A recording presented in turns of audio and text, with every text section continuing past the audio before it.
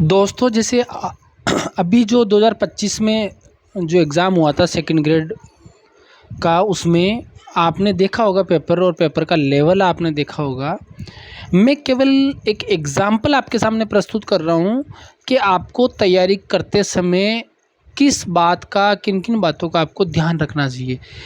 ये एक एग्ज़ाम्पल है, उसके बाद आप हर टॉपिक को इसी तरह पढ़ेंगे तो शायद मुझे नहीं लगता है कि कोई कमी रह जाएगी। बस ये 5-7 मिनट का जो भी वीडियो है इसको आप कंप्लीट देखें और सेकंड ग्रेड की वास्तव में तैयारी कैसे करनी है आप वो सीख जाएंगे। उसके बाद में मुझे नहीं लगता आपको किसी से सलाह लेने की ज़रूरत है।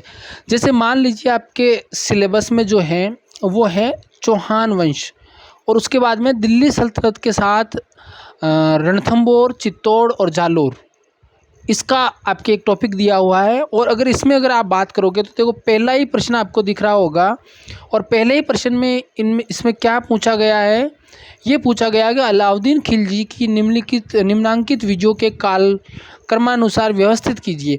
यानी सबसे पहले अलाउद्दीन खिलजी ने किसको जीता, उसके बाद किसको जीता, उसके बाद किसको जीता, उसके बाद किसको जीता। ये क्वेश्चन देखने के बाद में आपके दिमाग में एक चीज़ बन जाती है कि यार कि इसका मतलब है कि अलाउद्दीन खिलजी ने जिन जिन किलों पर आक्रमण किया है वो सन कौन सा है, उसका क्रम सही कौन सा है, ये ध्यान में रखते हुए टॉपिक को पढ़ना है। तो कहने का मतलब आप उसको व्यवस्थित क्रम से पढ़ेंगे कि पहले यहाँ अटैक किया, फिर यहाँ अटैक किया, फिर यहाँ अटैक किया।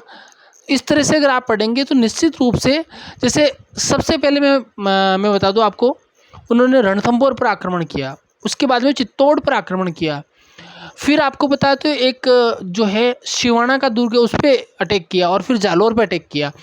तो इस तरह से इस क्वेश्चन को पढ़ने के बाद में मेरे माइंड में एक चीज़ सेट होगी कि इसका मतलब ये है कि अपने को सन के साथ में इन किलों पर कब कब आक्रमण किया और इनका जो क्रम है वो कैसे है, ये भी ध्यान में रखते हुए पढ़ना है।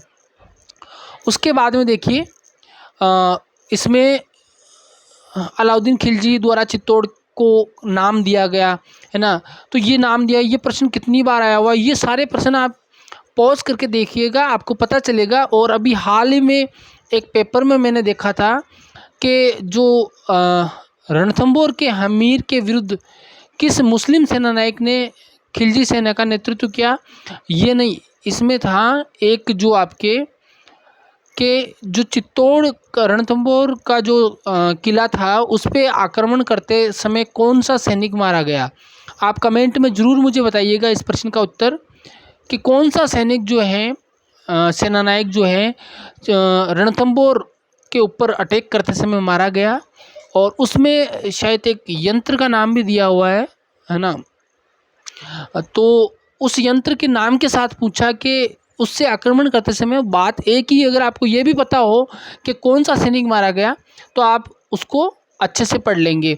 तो मेरा मतलब ये है, इतने सारे प्रश्न हैं इसमें, मैं स्क्रॉल कर रहा हूँ, आप इस प्रश्नों का एनालिसिस करें 360 डिग्री के, इन टॉपिक से कौन कौन से क्वेश्चन और किस किस तरह के क्वेश्चन आ रहे हैं उसके हिसाब से आप टॉपिक को पढ़ें, न कि आप अपने हिसाब से टॉपिक को पढ़ेंगे। अगर अपने हिसाब से टॉपिक को पढ़ेंगे तो आपको लाभ नहीं होगा, जितना लाभ होना चाहिए उतना नहीं होगा।